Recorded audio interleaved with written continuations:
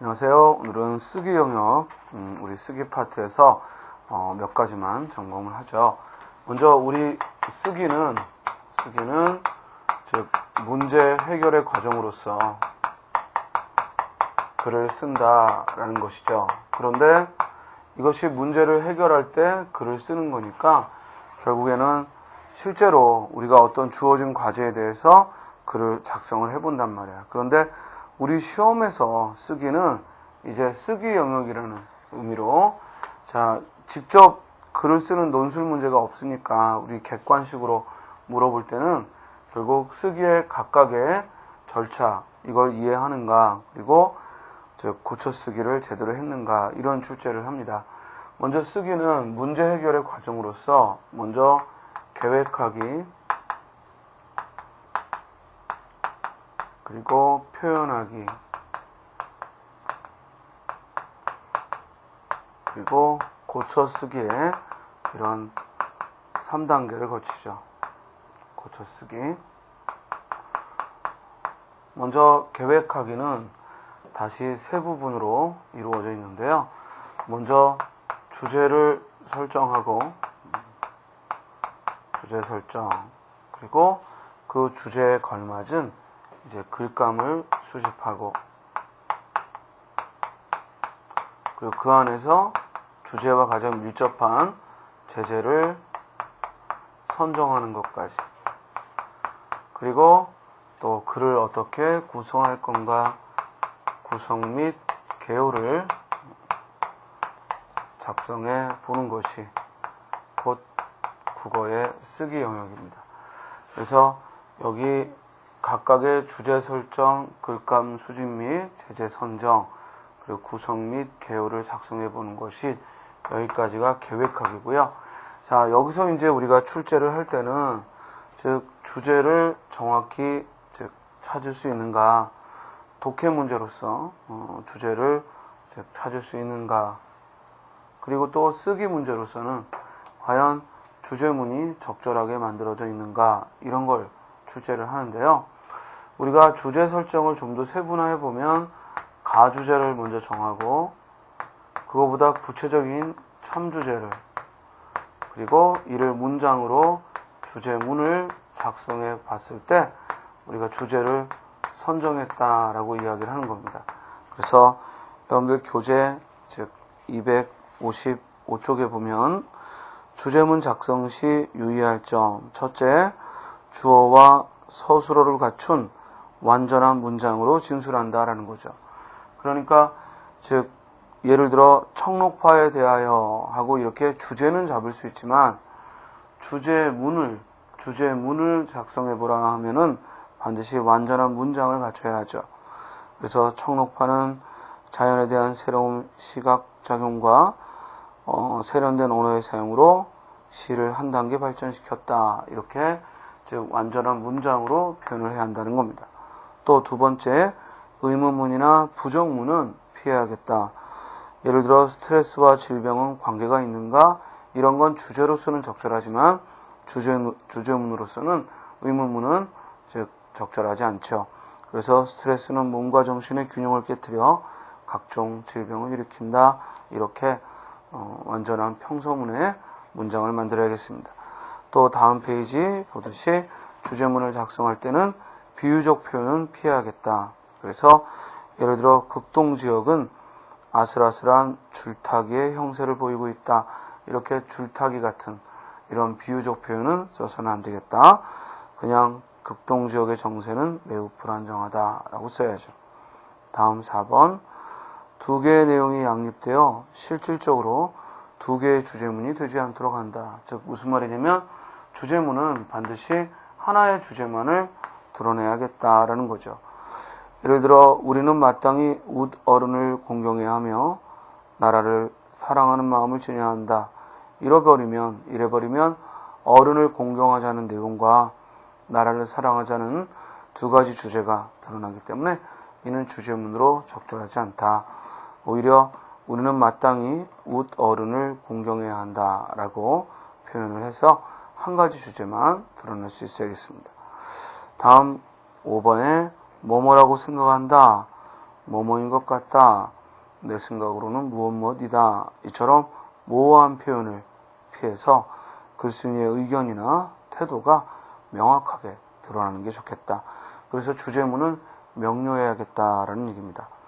또 6번 불명료하고 모호한 표현을 쓰지 말고, 또 7번 일관성이 없거나 모순되는 표현을 피해야겠다라는 겁니다. 자, 다음에는 이제 구성 및 개요를 작성할 때 우리가 글의 구성에는 거기 257조, 즉 크게 자연적 구성과 논리적 구성이 있죠. 자연적 구성은 시간적 순서로 쓰거나 공간적 즉 순서로 쓰는 건데, 우리 이와 같은 자연적 구성은 어떤 글에 적절하죠? 즉 자연적 구성은 기행문을 쓰는데, 그죠? 기행문을 쓰는데 매우 적절한 그런 구성이 되겠습니다. 그리고 우리가 쓰는 대부분의 글은 논리적 구성인데요. 즉 먼저 단계식 구성은 서론, 본론, 결론 이런 3단 구성이나 기승전결 4단 구성, 그리고 발단, 전개, 위기, 절정, 결말과 같은 5단 구성, 또는 포괄식 구성하게 되면 이는 주제문의 위치를 가지고 구성을 얘기한 것인데, 주제문이 문두의 맨 앞에 있으면 두괄식, 주제문이 즉 단락의 맨 끝에 있으면 미괄식, 그리고 중간에 들어가면 중괄식, 앞뒤에 있게 되면 양괄식이라고 합니다. 그리고 인과식 구성, 원인과 결과로 쓰여지는 거, 열거식 구성, 첫째, 둘째, 셋째 하고 나열하는 거, 그 다음 점층식 구성은 점점 뒤로 갈수록 즉 주제가 강조되는 방향의 글쓰기고요. 점강식 구성은 먼저 커다란 주제를 말하고 점점 세부적으로 써내려가는 것을 이야기합니다. 사실 그냥 이런 구성들이 있다라는 거로만 봐두시면 되고요. 자, 이제 이와 같은 구성을 이용해 개요를 작성하는데, 개요는 무엇보다도 즉 그 구성한 것을 눈으로 확인할 수 있도록 해주는 것이니까, 개요는 바꿔 말하면 글의 설계도예요. 그리고 이 개요는 유기적이고 그리고 계층적이다라는 거죠.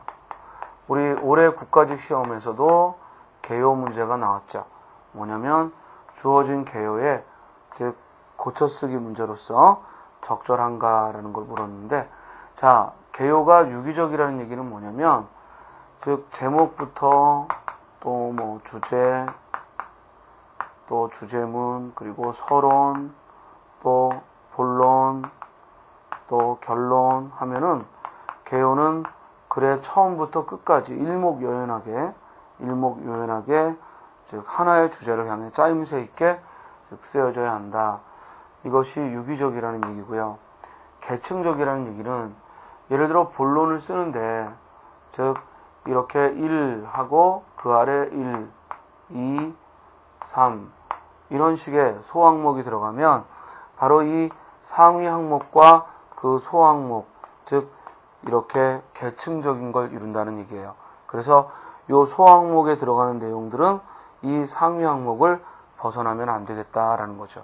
그리고 또 하나 중요한 건, 예를 들어 본론에서 처음에 어떤 문제를 제기하고 하고 그 해결책을 말했을 때 해결책 1, 2, 3 이렇게 써내려간다면, 여기 문제점에 제시한 1, 2, 3 이 항목과 해결책에서 제시하는 이 1, 2, 3은 서로 긴밀하게 각각 관계가 돼야 된다는 거예요. 이걸 또한 우리는 유기적이다, 서로 긴밀하게 연결되어 있다라고 하는 겁니다. 자, 예를 들어 258쪽에 주어진 보기 지문을 보시면요, 다음에 보기에 제시된 것들을 가지고 즉 개요를 작성한다면, 먼저 과소비의 문제점, 이게 글의 앞에 가야겠고, 그리고 과소비의 폐해 그랬으면 1. 물질 만능의 사고를 조장한다 라고 했고, 2. 계층 간의 갈등을 유발한다 라고 그 폐해를 얘기했다면, 이제 다해서 그 과소비를 억제할 방안을 얘기하는 데 있어서는 즉 물질 만능의 사고, 이를 극복할 수 있는, 즉 이를 조정하지 않고 극복할 수 있는 과소비의 억제 방법으로 과소비에 대한 무거운 세금을 부과해서 계층 간의 갈등을 해소한다는 것과 연결을 짓고, 또 물질적 사고 조장을 극복하기 위해 건전한 소비 생활을 전개하겠다, 이렇게 연관이 있게끔 진술을 해야 된다라는 겁니다. 그리고 또 개요는 마지막 마무리까지 적절하게 해야 하는 거죠. 자, 우리가 화제개요, 문장개요라는 낱말은, 화제개요는 지금 우리가 보고 있는 개요가 화제개요예요. 완전한 문장이 아닌 주제어로 구성되어 있는 걸 화제개요라고 하고요. 문장개요는 완전한 문장으로 이루어진 걸 얘기합니다. 자, 다음에 이제 지필, 즉 표현하기 단계에서는 글을 쓸 때 적절한 어휘를 구사하고 또 올바른 문장을 써야겠죠. 그래서 이 부분은 우리 앞에서 배웠던 국어 지식, 즉 문법과 그리고 어문 규정에 걸맞게 글을 써야 한다. 그래서 국어 지식 문제와 매우 밀접하게 이제 출제가 되는 부분이고요. 다음에 이제 효과적 표현을 위해서 표현 의도에 적합한 진술을 선택하자라는 겁니다. 예를 들어 우리가 독해에서 배웠던 즉 설명의 방법들, 또 논증의 방법들, 이런 것들을 그 글의 제재나 주제에 걸맞게 알맞게 써야 한다는 거예요. 자, 아래에서는 적절하지 않은 것들을 예를 들었는데요. 먼저 가글을 보면, 아파트가 빽빽하게 들어선 큰 도시의 주택가가 삶의 적막함을 보여준다면, 호화주택은 살아가는 자신감과 인간 노동의 힘을 엿보게 한다. 대도시의 빈민가에 다닥다닥 붙어있는 납작한 집들이 생존의 고통을 보여주지만 그것은 또한 삶의 성실한 밀도를 나타낸다. 즉 우리 도시 생활을 하는 사람들에 있어서 주택의 특성을 설명하는데, 그 차이점을, 즉 아파트에 즉 거주하는 사람들의 생활의 특성과 호화주택의, 또 대도시 빈민가의 집들, 이들의 그 차이점을 잘 드러내는데요. 이럴 때 이렇게 나열을 해서 즉 얘기를 한 게 아니고 대조를 해서, 즉 대조를 해서 뭐뭐 하지만 하고 대조의 방법으로 드러내고 있죠. 그래서 이는 적절한 글쓰기로 볼 수 있고, 또 나에서 산간지방 가옥의 명칭을 이야기하는데, 즉 우리나라의 산간지방의 가옥 형식으로는 귀틀집, 너와집, 셋집, 굴피집 등을 들 수 있다. 그런데 너와집, 셋집, 굴피집 등의 명칭은 가옥의 지붕을 덮고 있는 물질에서 온 것이며, 귀틀집이란 벽면 구성에서 유래한 것으로 이들 명칭 간에는 통일성이 없다. 그래서 산간지방 가옥의 명칭을 즉 구분했고, 그리고 또 대조를 해서 표현하고 있습니다. 자, 다달락에 있는 글을 보면요, 컴퓨터 바이러스의 성격을 설명하는 글인데, 이는 본문을 보면 컴퓨터 바이러스란 일종의 프로그램일 뿐이다. 바이러스란 이름이 붙게 된 건 바이러스가 유전인자를 갖고 자기 자신을 복제하는 것처럼 컴퓨터 바이러스 프로그램 속에서 자기 자신을 복제하는 특징을 갖고 있기 때문이다. 그러므로 그것은 독감처럼 번져간다. 말하자면 컴퓨터 바이러스는 생물체에 달라붙어 영양분을 빨아먹는 고약한 기생충인 것이다. 자, 그래서 우리 컴퓨터 바이러스가 마치 이런 실제적인 바이러스처럼 그냥 가만히 두면 전염이 되는 것으로 이렇게 여기는데요. 그게 아니고 컴퓨터 바이러스도 하나의 프로그램이죠. 따라서 독감에 비유했다는 것은 적절하지 못한 비유적 표현이 되죠. 그래서 이는 적절하지 못하다라고 평가해 볼 수가 있는 겁니다. 자, 이처럼 글을 쓸 때는 적절한 그 글의 제재와 어울리는 그런 비유도 들고 또 예도 들면서 글을 써야겠다, 이런 거죠. 자, 그리고 그 아래에 보면 문단의 요건에 충실해야겠다 해서 우리 통일성, 아까 통일성이란 독해에서 문단의 요건으로 통일성 뭐라고 했어요? 즉 통일성은 한 단락에 하나의 주제가, 통일성은 하나의 단락 안에는 하나의 주제가, 바꿔 말하면 한 편의 글은 하나의 주제를 드러내야겠다. 통일성이고요. 또 일관성 하게 되면 즉 문장과 문장, 그 지시어와 접속어가 바르게 제시되어야겠다. 이를 일관성이다. 그리고 완결성 했습니다. 완결성이란 즉 중심 문장과 그리고 뒷받침 문장이, 중심 문장과 그것의 뒷받침 문장이 바르게 충분히 제시되어야겠다. 이를 완결성이다. 그래서 이와 같은 문단의 요건을 갖춰야겠다라는 거죠. 거기 261쪽에 보면 즉 중심 문장과 그리고 뒷받침 문장의 관계가 잘 된 것 또는 그렇지 않은 것, 이를 써놨는데요. 먼저 가글을 봐보세요. 컴퓨터 프로그램의 구조는 그리 단순하지 않다. 자, 지금 글을 보면 컴퓨터 프로그램의 구조를 화제어로 삼았죠. 컴퓨터 프로그램의 구조를. 그래서 컴퓨터 프로그램의 즉 구조는 하고 주제어가 나왔죠. 즉 컴퓨터 프로그램의 구조는 단순하지 않다라고 했어요. 그러면 이 뒤에 뭐 나와야 돼? 즉 컴퓨터 프로그램의 구조가 단순치 않고 복잡하다는 걸 들어야죠. 봅시다. 컴퓨터 프로그램을 만드는 사람들은 물론 좋아서 그 일을 하겠지만 그것을 만드는 데는 상당히 많은 지식과 노력이 요구된다. 자, 이게 뭔 소리예요? 지금 앞에서는 컴퓨터 프로그램의 구조는 단순치 않다라고 했는데 갑자기 뒤에 뒷받침에서는 컴퓨터를 만드는 사람들을, 즉 컴퓨터를 만드는 사람들을 얘기하고 있죠.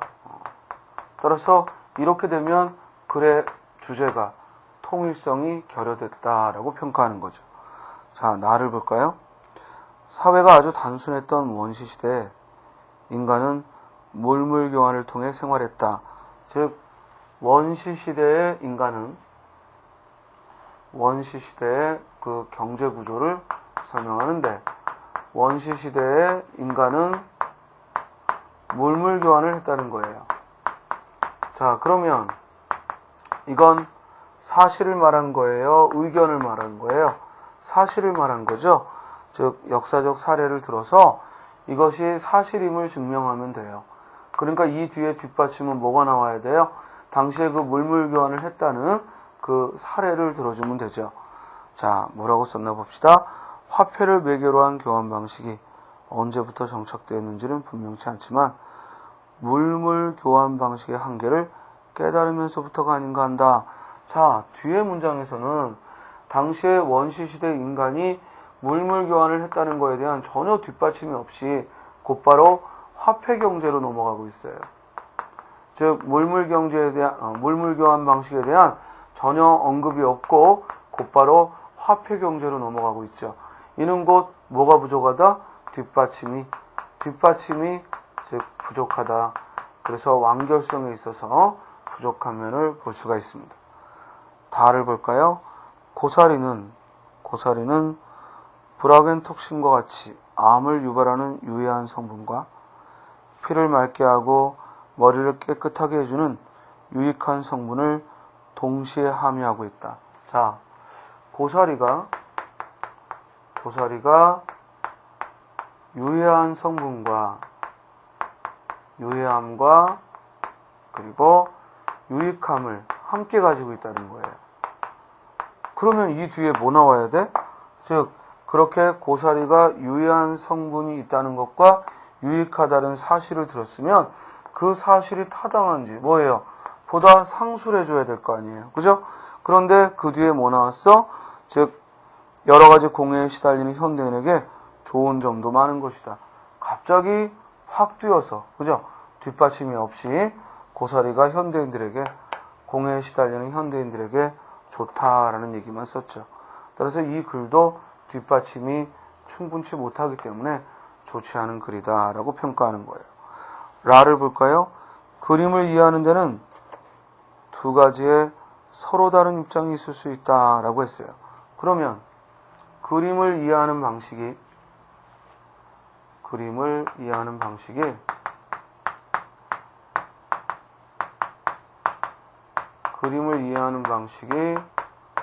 두 가지가 있다라고 얘기를 했어요. 그럼 이 뒤에 나올 내용은 그 두 가지를 즉 이야기해야겠죠.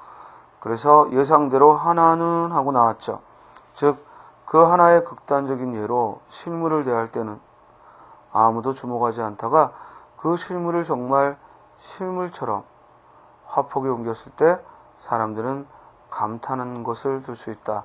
자, 그림을 이해하는 방식으로서 첫 번째 실물처럼 대한다 라는 방식이 있는데 두 가지라고 해놓고 뭐가 없어? 두 번째 또 하나의 방법이 없죠. 따라서 이는 완결성 역시 부족하다라고 평가하죠. 마그를 보면요.